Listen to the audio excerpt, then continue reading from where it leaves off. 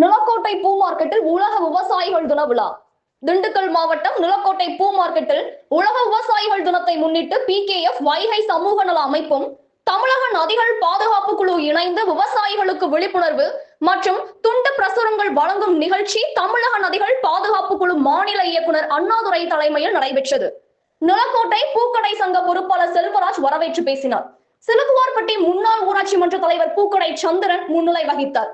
அங்குள்ள விவசாயிகள் உலக விவசாயிகள் தினத்தன்று விவசாயிகளின் நலன் கருதி நிலக்கோட்டை பூ மார்க்கெட் விவசாயிகளின் நீண்ட நாள் கோரிக்கையான நிலக்கோட்டையில் பூக்களை பாதுகாக்க குளிர்சாதன கிடங்கையும் நிலக்கோட்டையில் தமிழ்நாடு அரசு சார்பாக நறுமண பூச்செண்டு தொழிற்சாலையும் அமைத்து கொடுக்கவும், தற்போது விவசாயிகளுக்கு உரத்தட்டுப்பாடு இன்றி வழங்கிடவும், இயற்கை உரங்களை பயன்படுத்தி விவசாய பொருட்களை உற்பத்தி செய்யும் விவசாயிகளுக்கு தகுந்த ஊக்கத்தொகை வழங்கிடவும் விவசாயிகள் சார்பாக உலக விவசாயிகள் தினத்தில் கோரிக்கை வைக்கப்பட்டது.